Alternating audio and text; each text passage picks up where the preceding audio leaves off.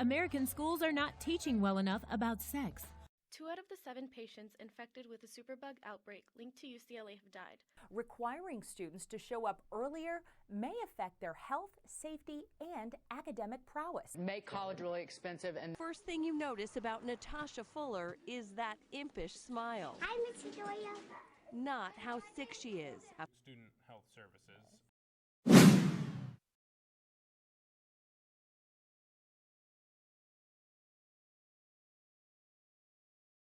So what really is student health?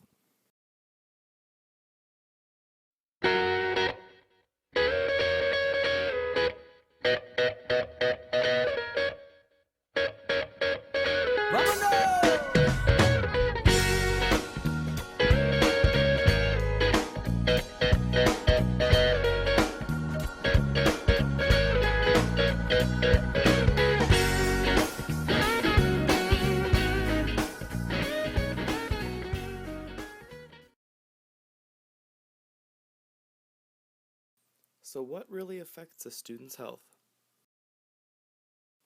The economy reaches into all parts of modern-day life. As inflation increases and governmental policy changes, the effect of the economy exacerbates the changes and issues presented in the educational system.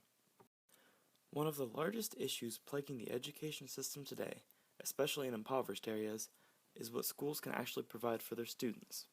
Every school wants a chance of providing their students with the best resources available, whether that be healthy lunches, the latest and greatest technology, or even just hiring a school counselor that holds at least a master's in counseling. The issue contends that a large portion of public schools and the systems they are a part of simply do not have the funds at any point in time to allow them to access such amenities. These amenities can range from anything from providing healthier school lunches to providing students with laptops, tablets, and other electronic devices. The issue is the schools simply cannot afford to provide them to their students. Over 1 billion school lunches are served annually, and with healthy school lunches costing up to twice the amount of a normal school lunch, the costs rapidly increase. In many school districts nationwide, funding from the federal government often fluctuates dramatically, making it very difficult to justify extra spending. Free public college, a cancellation of student debt, and a $15 an hour minimum wage for people who work on the campus. And how's that going to be paid? Great question. It's clear that there's no easy solution to the issue of funding schools. What is clear, however, is how the funding impacts the student body. Well-funded schools are dramatically different than those that aren't. They often have professional counselors, the newest technology, and healthy lunches for their students. Other schools, on the other hand, struggle to just keep the doors open and the lights on. These differences create massive changes in the learning environment and the way in which a student is able to learn.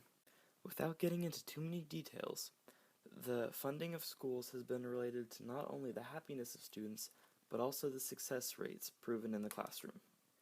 It's simple. Students that are well provided for are going to do better than those that aren't. Considering the USA has one of the highest GDPs per capita in the world, we should create a much higher focus on the spending in our education system in order to improve the lives and well-being of our students. One such student is Xavier, currently enrolled in Estes Elementary School. They help me focus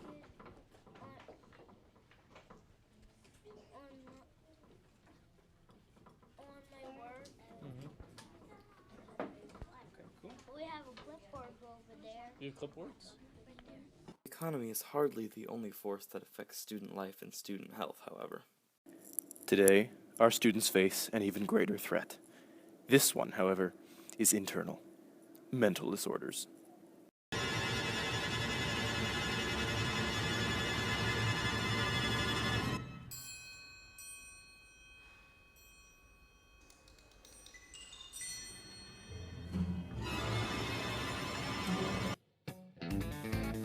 Anxiety might be the most prevalent of disorders in teens, but we should also consider disorders such as major depression, eating disorders such as bulimia, anorexia nervosa, and binge eating disorder, all of which can lead to suicidal tendencies.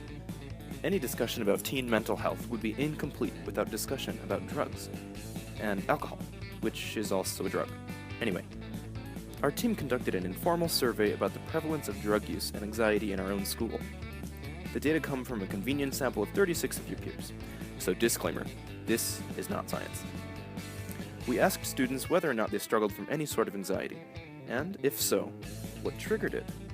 These are the results. As you can see, school takes the cake at 80%. Next come relationships, home life, the mysterious other category, and surveys.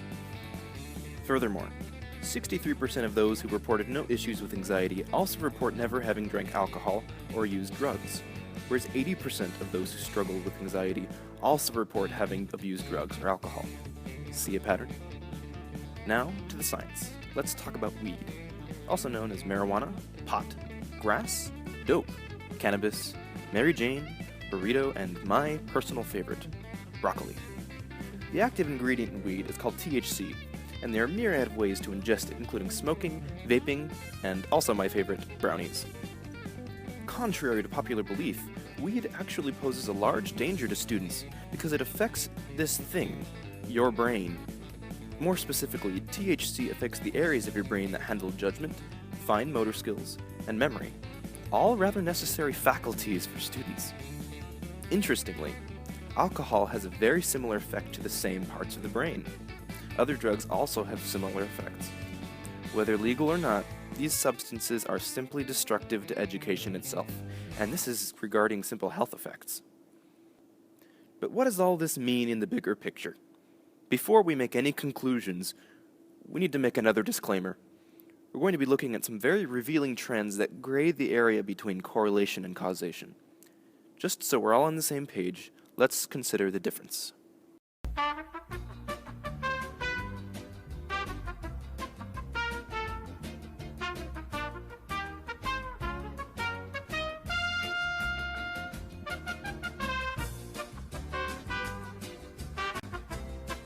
So we know that drugs have negative health effects and can especially affect school performance by destroying the ability to learn, leading to, of course, bad grades.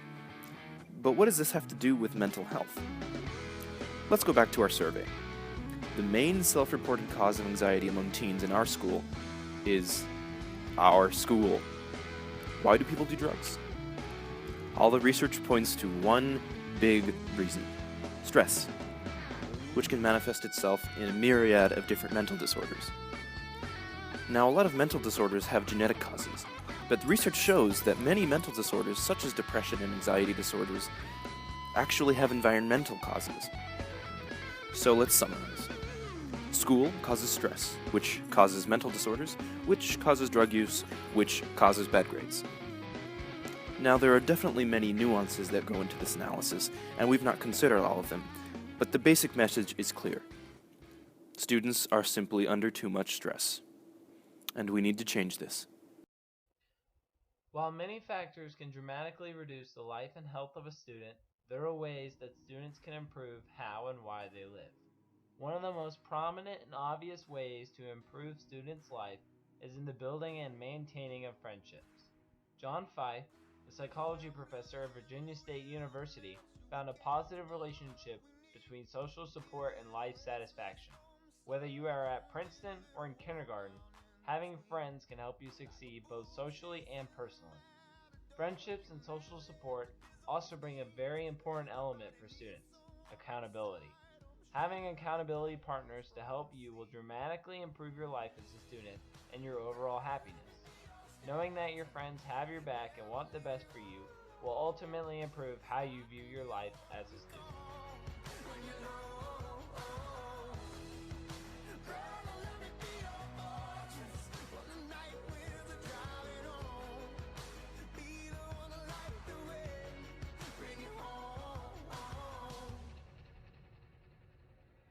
One of the easiest ways to make friends or to strengthen friendships is to enroll in some sort of sport, club, or activity. The Student Health Services explains that getting involved on campus through clubs or social groups can significantly change a student for the better. Consistent school involvement is the key for a healthy social life.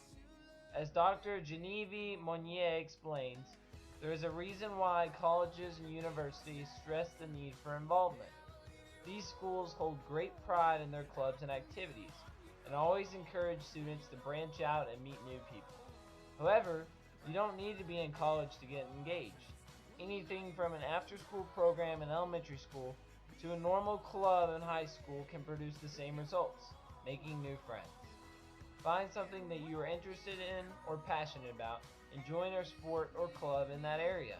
Improving one's social life is vital to helping the growth of one's student life, and the ticket is through friendships.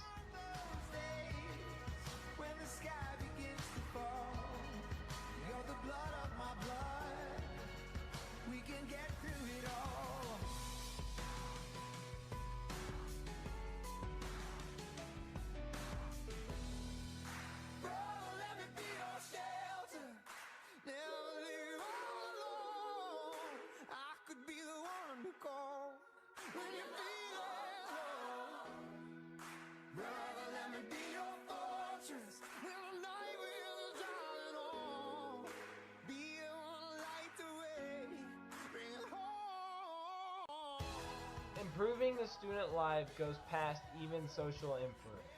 A student's religious views or affiliations can dramatically affect how well a student may rate their life. A study done by Ernest Ann concluded that spirituality has been shown to affect health behavior positively. Spirituality, as defined by the National Cancer Institute, deals with deep feelings and beliefs in relation to a person's sense of peace, purpose, connection to others, and beliefs about the meaning of life. In order for students to truly feel peace and be comfortable with who they are, some form of spirituality is needed. One of the most influential aspects of the health of students is their own self-esteem. Self-esteem is a topic that is very hard to fully grasp, and many times students ask themselves, what is self-esteem? Or, how can I improve my self-esteem? In order to answer this, we must understand what hurts someone's self-esteem. School problems such as stress, negative peer influence, or even their own physical appearance can lower their own self-esteem. Luckily, there are ways to improve anybody's self-esteem. According to multiple researchers, including Dave Romanelli, real lasting health is rooted in something deeper than the physical body. Yes, physical appearance plays a role in individual self-esteem, but happiness can arise from many other locations, such as one's spirituality. Self-esteem starts from within. Once you understand who you are, no other opinion can matter. I am a difference maker. Oh, I am a difference maker. Oh, I am the only one that speaks to him. And I am the friendliest of friends of God.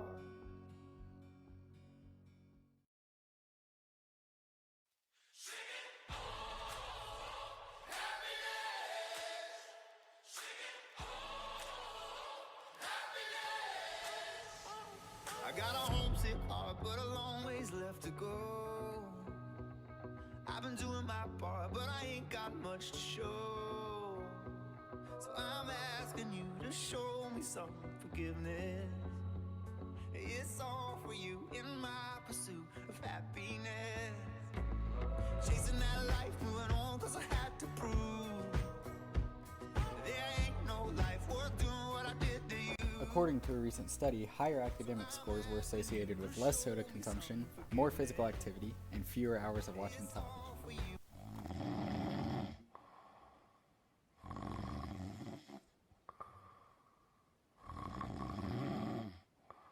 According to scientists, students should get 9 hours of sleep per night. 74% of students in the study with A's and B's achieve the recommended amount of sleep. Students who achieve the recommended amount of sleep are more likely to have better grades, watch fewer hours of television, play less video games, eat breakfast and lunch more often, and be more physically active than students with less than the recommended hours of sleep. There's a clear relationship between time spent studying outside of class and academic performance. Individuals with high study habit values had higher school engagement values compared to those with low study habit values. Students who fill some of their free time with things such as reading a book tend to outperform students academically. Students who spend a few days a week investing in their physical well-being tend to also place more emphasis on studying and preparing for school in their free time. According to the definition of obesity that has been accepted in the United States for decades, a body mass index of 30 corresponds roughly to 13.5 kilograms of extra weight.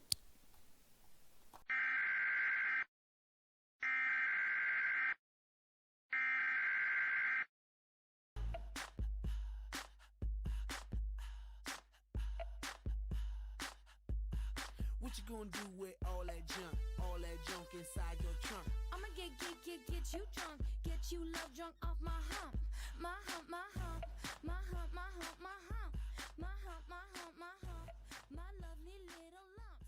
Check it out. We wanted to learn more about how self-esteem and physical activity can impact a student's health, so we decided to make the trip to Estes Elementary School in Owensboro, Kentucky.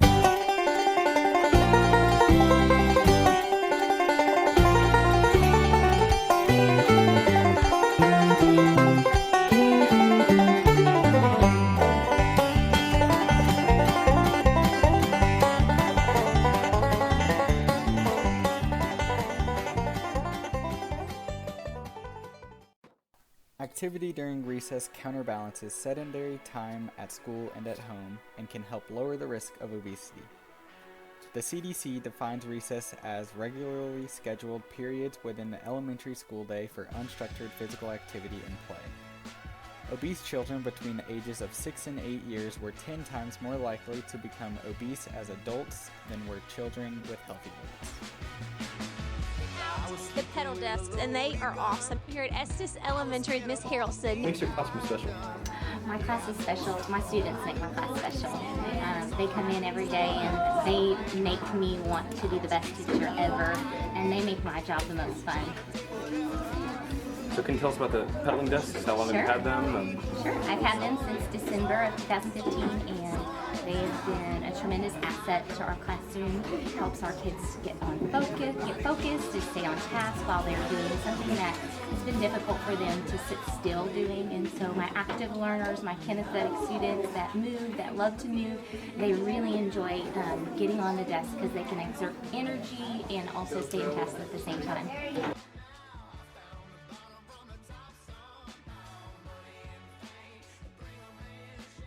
What differences have you noticed in behavior problems or things like that nature? Okay.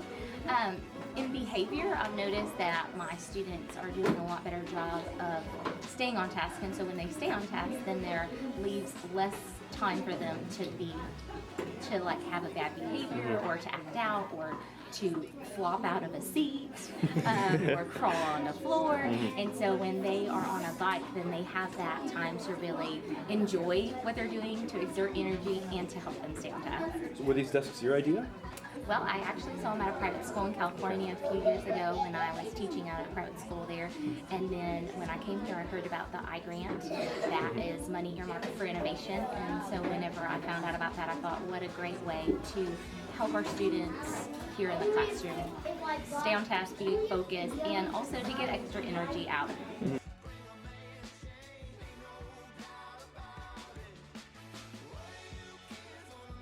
Absolutely, 100%. 100%. I think that anybody that has active learners or kinesthetic learners, I think that this is such a tremendous asset to them. Okay.